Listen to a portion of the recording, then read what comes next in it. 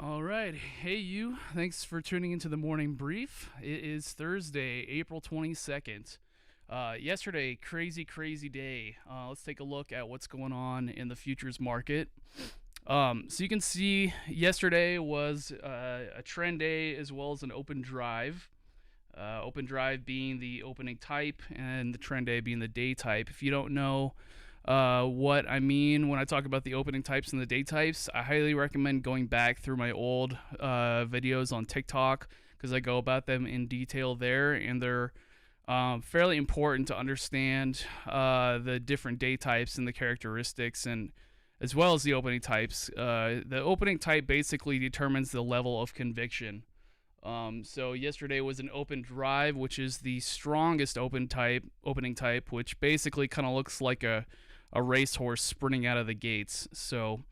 Um, yesterday clearly very bullish, and we traded all the way up to this level right here, which was the previous overnight high from the night before last. And as it stands right now, we're only 20 points from the all-time high already again. So my bias today is long. If we look at the daily chart here, God, just look how big the range was on one of the daily candle here. Just outrageous. So my bias is long. Like I said, we're within striking point of the all-time high again here. It's only 20 points away. Yesterday was a 50-point range, just for context. So basically, I am looking for us to retest the all-time high, and in all likelihood, I am looking for a breakout today. You can see from the last month, we spent quite a bit of time hovering around the between 1 and 2 standard deviations of the monthly VWAP right here. That's what we're looking at. So realistically, this is the 2 standard deviation mark on the monthly VWAP. So I think it's reasonable to expect that we would at least make it up to 4190, if not test 4200. That is a what we call the century figure. It's a big round number. So those levels tend to be looked at quite a lot. Sorry, let me just run through it. It's kind of looking like there's a friggin' filter or something on here. Okay, that looks a little bit better. I don't know why it's so grainy though. Sorry about that. And as it stands in the current overnight session, we do have a weak high here. Let me get my marker out again. So we've got this high and this high right here.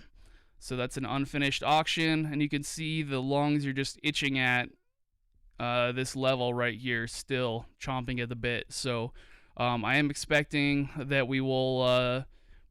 I'm looking for us to break through the overnight high on the open, and I mean we could hit the all-time high, which is this cyan line right here. We could hit that within the first hour. I think hell, I could hit it in the first 15 minutes, like yesterday, basically. Sorry, let me zoom. All right, good. You can see that. So that's what I'm looking for today. I am long biased, and I'm fairly confident about it. I mean, you can just see the level of aggression. These aren't day traders that are creating these moves. These are larger players, hedge funds, that kind of stuff. You're not going to get day traders creating that kind of aggression. It takes way too much money. So. Today is a fairly big earnings day, so let's take a look at what we got on the docket. Most companies already reported, but it's basically just a big sea of green. All right, so if we look at earnings here, so Intel has not reported yet. They report after the close. AT&T already reported beat on both EPS and revenue. Danaher and pretty much everybody else beat on both EPS and revenue. So all in all, earnings came out very bullish. Also today we have initial jobless, or the unemployment report that comes out, and we beat on that as well. So you can see initial jobless claims. So if you don't know what initial jobless is, so basically like every week, um, the government will come out and they will they will state how many people are doing their initial unemployment claim, basically. And that is a pretty good indicator. I mean, if people aren't employed, then people aren't spending money, basically. So if we are at full employment, then the economy is going to be healthier as a whole. So people will look at the unemployment basically as it kind of gives us a cue, gives us a little bit of insight. Unemployment is typically going to be a leading indicator, so it's usually the first thing to go when the economy starts to slump. But this week it came out bullish, so you can see that we beat what was forecast, and we're at a progressive decline since last week as well. So all in all, that looks pretty good. So, anyways, since my bias on the S&P is so cut and dry today, we've got plenty of time to go through equities. So if anybody has anything they want me to take a look at, by all means, throw it in the chat. I just happened to pull this up to Dogecoin, and it's looking pretty interesting. So you can see that we did have what was kind of looking like a pennant formation, and you can see it's not really holding up all that well. So I just fix this. It's freaking making me OCD. All right. So it was looking more like a pennant, and now it's almost starting to put out almost like a descending triangle shape. So normally what I would expect to see in a pennant formation or a decent looking flag. Hey, what's up, Wandering? Sorry, I'm just catching up with the chat. What's up with Doge? Maybe that's the reading for the short covering rally yesterday afternoon. The jobs report, that is. Maybe that's the reading for the short covering rally yesterday afternoon. The jobs report. Oh.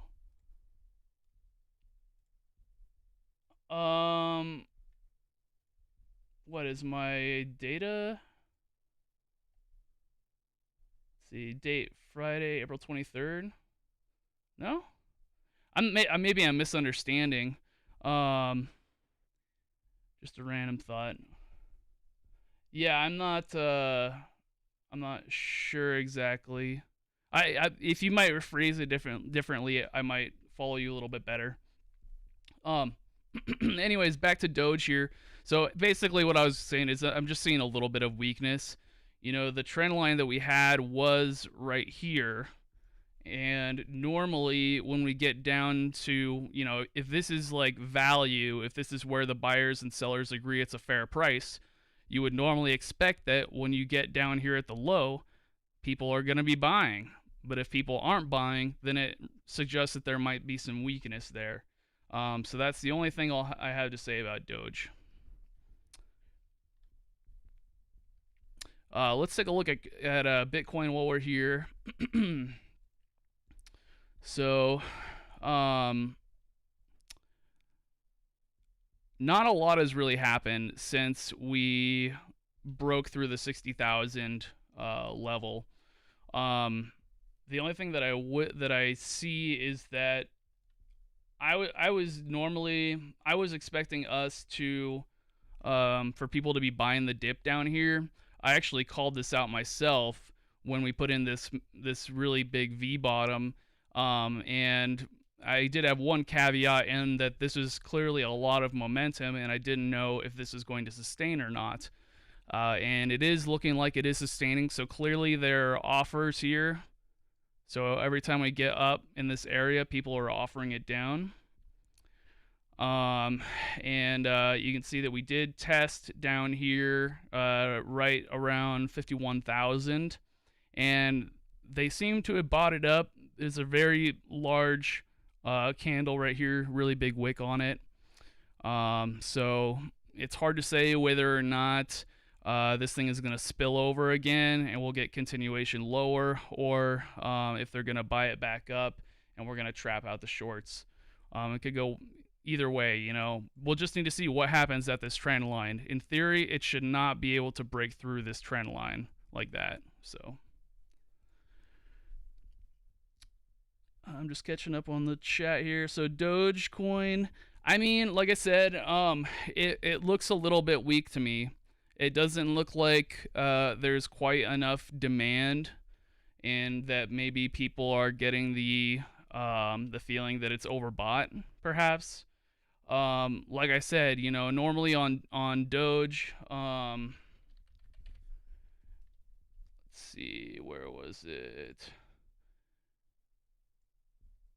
Normally down here, like I said, we had this pennant shape, and you would expect on a pennant that people would be buying it up at the bottoms, but they didn't. So that tells me that demand is not keeping up with the trend, basically, and that more than likely, I mean, I'm more bearish on this than anything. I would say it's a little bit too soon to say, but okay. So I posted a video recently, like how important it was to look at what the market isn't doing, and how what the market isn't doing is often just as important as what the market is doing. And what isn't it doing right now? Simply put, going higher. So, I mean, that's an indication right there in itself. So, you know, it isn't getting bought up at the lows.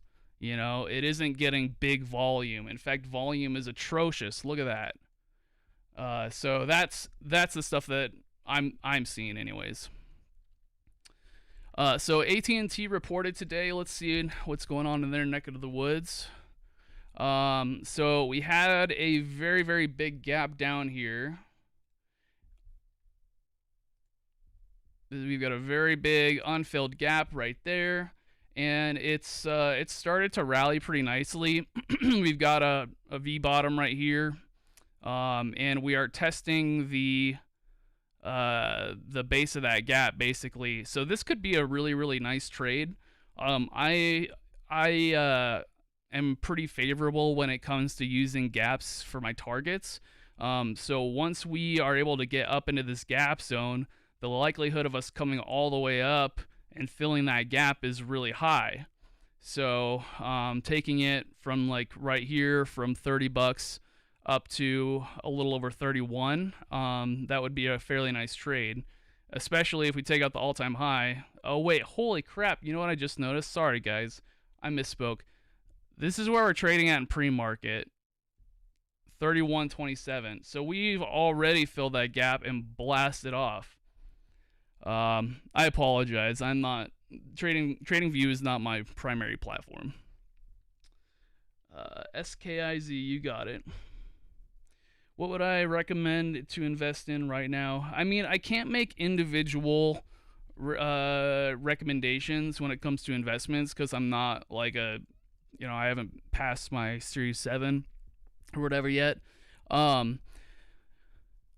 I mean, I would say as a whole, like right now, and it really depends on how long you're holding, because there's all different sorts of traders. Like I am a trader. I am not an investor, and I'll be the first person to admit that. How long I often hold my trades is usually around 5 minutes. It's pretty rare that I will hold anywhere even close to approaching an hour. So my time, my perception, my headspace, so to speak, is going to be really different. So in order for me to answer that question, I really need to know, like, how quickly are you getting in and out? Like, are you wanting to invest or are you wanting to trade? Because the answer is going to vary wildly, depending on how long you typically hold. So I will say this. I mean, this is a pretty good place to start. So what we'll do is we'll go to Um, Finviz, invest. Yeah, I'm definitely not the person to be talking to then. All right, so we're going to look at Finviz and we're going to look at the last month. Okay, so this is a heat map. You can get this free on Finviz. And it's going to show you, I mean, the more green something is, let me see if I can make this a little cleaner. Okay, there we go. The more green it is, the more that particular security has moved, basically. So in the last month, large caps and tech have really been leading the way. So Microsoft, Apple, Google, Nvidia up 16%. What else do we have? So Amazon and Tesla both just crushing it. Home Depot 12%, Lowe's 12%. So retail, like consumer cyclicals, tech, definitely. Some financials, Visa was up almost 10%. I mean, really, there's nothing on here other than like energies. So oil is not doing well right now. So Netflix, Comcast, Disney. So notice what are the three things you can notice that all have to do with these companies: Disney, Netflix, Comcast. They all have to do with watching television. So I have Webull app. Got it. Okay. So basically, yeah, I mean, tech's really been leading the way. Healthcare's down right now. All the remote entertainment stuff like Disney, Netflix. Also, I don't know what Zoom is doing right now. But stuff that was bad during the pandemic. And really, I mean, investing is all about one thing: finding undiscovered value. And right now, the main sectors that have been beaten down the worst have been leisure, travel, airlines, that kind of stuff. So, cruise lines and that kind of stuff. I know Carnival Cruise Lines, they said that they didn't think that they would be back where they were financially for like 2 more years. But that would be something you could look at. Look at Marriott, Hilton, Delta, Southwest Airlines, whatever, that kind of stuff. So if you're looking to invest, if you want undiscovered value, find what's trading at a discount, and then just let your money just accumulate. But as a whole, in the last month, tech's really been leading the forefront. So. Okay, let's pull up SKIZ here. That is not a ticker. Does anybody? Maybe I misinterpreted what the message was saying. If anybody has any equities they want me to take a look at, throw it in the chat. I'm just gonna go through and start looking for some setups though on the 1 hour.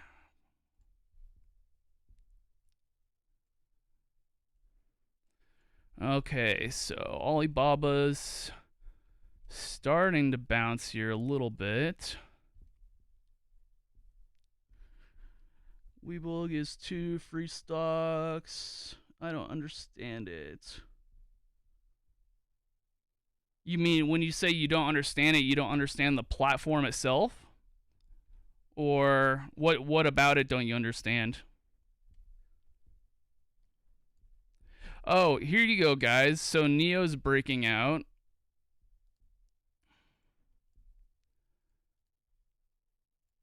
All right, so here's Neo, and we have this long-term trend line coming down here, and you can see that we just took that out.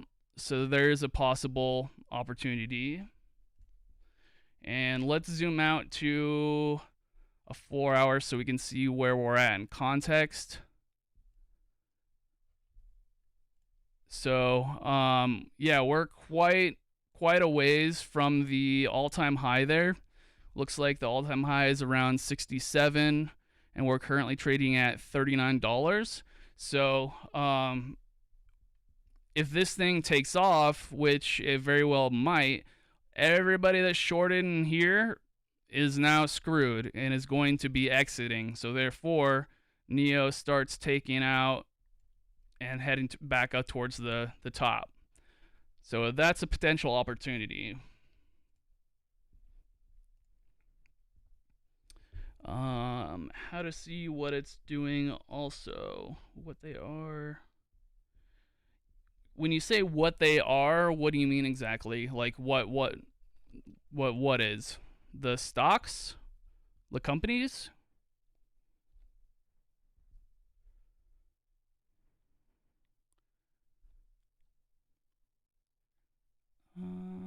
I'm just going through here looking for setups. Dang, Pfizer's been crushing it. Holy crap.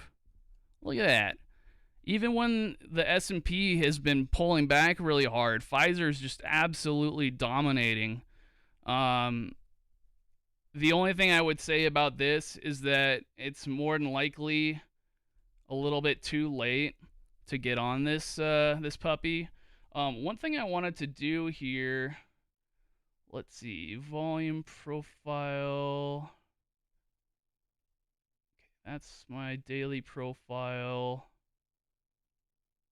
Let me get rid of that. I want to find a linear regression channel.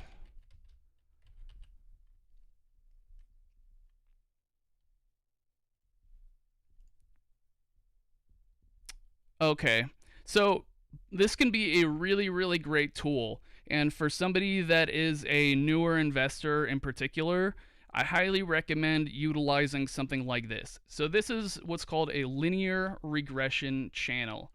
I'm going to pull it up in the indicator list. So linear. This is TradingView, by the way. TradingView is a free website. And you can come on here and look at your stocks because the charting platform on Webull is probably not as good as this. But basically what a linear regression channel does is it looks at whatever you're trading and it's going to plot a midline that fits the best based on the all the trades that have taken place. It plots a line that fits the best through all of that. And then basically it's going to show you what, depending on your settings, I like setting mine so it shows 2 standard deviations on each side. And if you've followed my stuff from the past, we know that 2 standard deviations.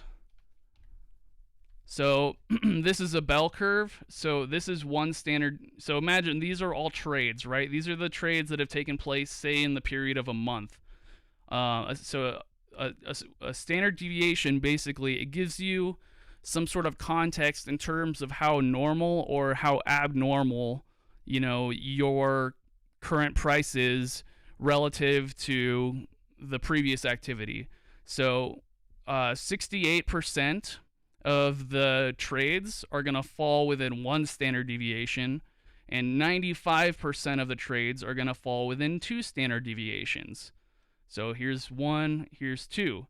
So basically what we can do with that, if we use a linear regression channel and we have it so it's showing 2 standard deviations, then we know that once we break outside of that, which is right here, there's only a 5% chance that it continues, because we know from historically 95% of all of our trades took place within 2 standard deviations.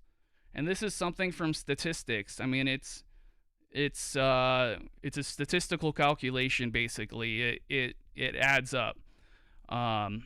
So basically, we can use something like a linear regression channel. Sorry about that.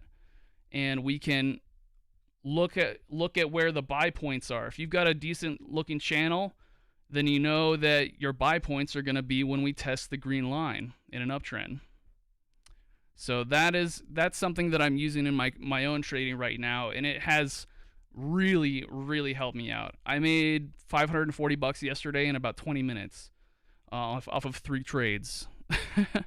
So it really, really helps a lot. So I definitely recommend that journey, check out linear regression channels and use that to kind of find your entry points, because that's a great place to start. Anyways, we got 4 minutes till the open, guys. I'm gonna wrap it up here. Thanks so much for being here. Think about Ethereum Classic. I think crypto is in a point of pause right now. I mean, actually, I'll take that back. Ethereum looks great still. This is looking really good. We took out this previous high, but Bitcoin is showing a little bit of weakness, and so is Doge. So, yeah, as a whole, I think the crypto market is in a period of pause. Nice, good job.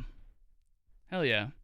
That is phenomenal money. I mean, if you could do that 5 days a week, you wouldn't need to trade anymore after a while. In any event, so yeah, I mean, Ether looks good. The setup on Bitcoin right now looks a little bit weak to me, and like I said, same with Doge. But Ether looks good. All right, guys. Well, I am gonna get out of here. Again, thanks so much. By the way, I always do these on YouTube as well. I get on the same time every morning, 6 a.m. Pacific time. YouTube lets you see my full screen, and sorry it's a little bit grainy. I don't know what's up with my camera this morning. Anyways, I'll see you guys tomorrow morning at 6. Good luck on your trades today. Again, my bias is long on the S&P. I am looking at a potential break of the all-time high today. So good luck on your trades, and we'll see you tomorrow. Take care.